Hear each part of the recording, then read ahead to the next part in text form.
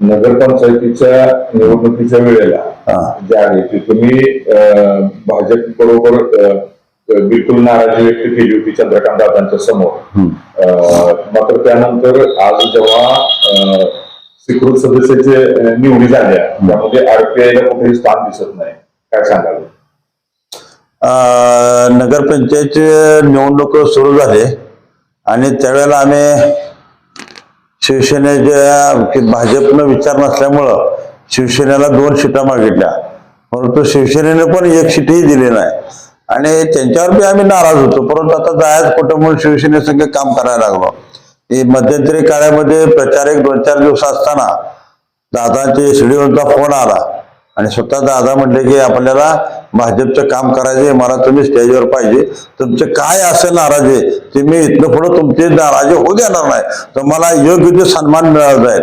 अशा पद्धतीने दादाने शब्द दिल्यामुळं आपण भाजपच्या स्टेजवर जाऊन या ठिकाणी कळत चढवण्याचं काम केलेलं. भाजपची अवस्था या ठिकाणी थोडीशी वाईट होते, परंतु आपण त्या ठिकाणी गेल्यामुळं एक चांगली स्थिती निर्माण झाली आणि भाजपला घवघवीत यश मिळालं आणि भाजपचा नगराध्यक्ष हा युटी जाधव सर 1100 मताने लीडनं आले. त्याच्यामुळं भाजपवाल्याला कुठलाही वाटत नव्हतं की आपलं ह्या ठिकाणी सत्ता येईल. त्यामुळं आमचा सिंहाचा वाटा आहे, आमचा सिंहाचा वाटा आहे, त्यामुळं आम्हाला त्यांनी न्याय द्यायला पाहिजे होता. आम्ही ज्यावेळेला स्वीकृत सदस्य ज्यावेळेला वेळ आले त्यावेळेला आम्ही दादाकडे गेलो, या सांगली जिल्ह्याचे पालकमंत्री चंद्रकांत दादा, त्यांच्याकडे गेल्यानंतर त्यांनी आपल्याला आश्वासन दिलं की राजेंद्र खरात, तुम्ही आम्हाला चांगल्या पद्धतीने सहकार्य केलेला आहे, तो तुमचा हक्क आहे आणि तुम्हाला 1 स्वीकृत सदस्य द्यायला काही अडचण नाही. आम्ही या ठिकाणी आमदार गोपीचंद पडळकर साहेबांना एक निवेदन दिलं की आम्हाला 1 स्वीकृत सदस्य घ्या. त्यांनी म्हणले तो अधिकार बापूसाहेबांना आहे.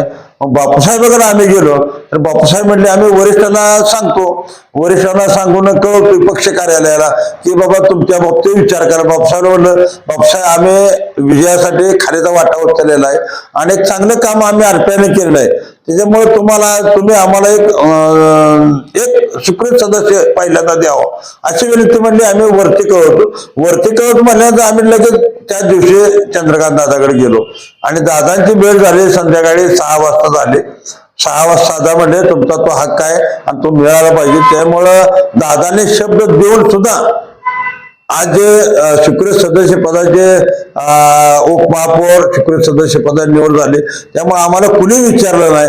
त्यामुळे आम्ही सध्या स्थानिक लेवलला भाजपच्या कार्यकर्त्यांना पूर्णपणे नाराज आहे. तर आता पुढची रणनीती काय असणार आहे? नाही, आमची नाराजी आता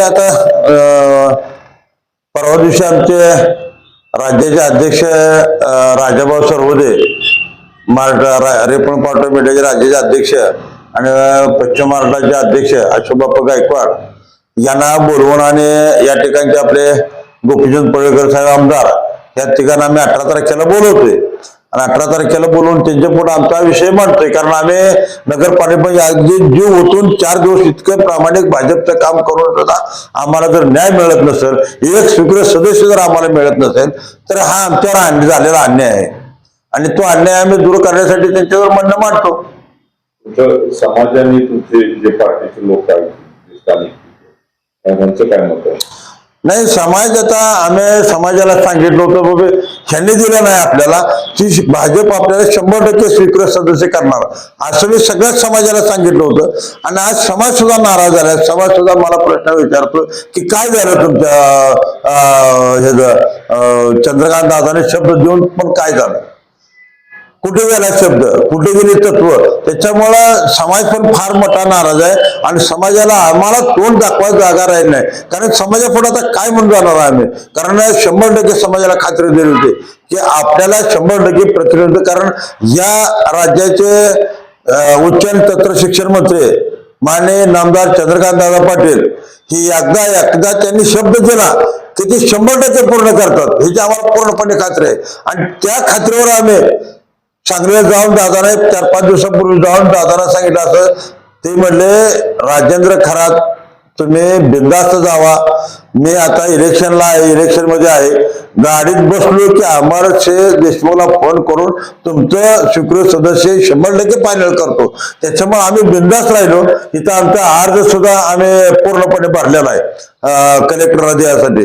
त्याचा ते गटनेता त्यांनी निवडलं नाही आणि त्यामुळं बापसाहेबाला आम्ही बापसाहेब म्हणजे आमचीच परिस्थिती वाईट आहे, आम्हालाच कोण विचारलं नाही. आमची एवढे सगळे येऊन सुद्धा आमची परिस्थिती वाईट असल्यामुळे तुमच्या अर्जाचा विचार केला झाला आहे. आणि आज तर असं चित्र बघते की आम्हाला साधं तिथं विचारणा झाली नाही आणि त्यांचे स्वीकृत सदस्य निवड झाले, उपमहापौर निवड झालेले आहे. त्यामुळं आम्ही भाजपच्या स्थानिकच्या कार्यकर्त्यावर पूर्णपणे नाराज आहे.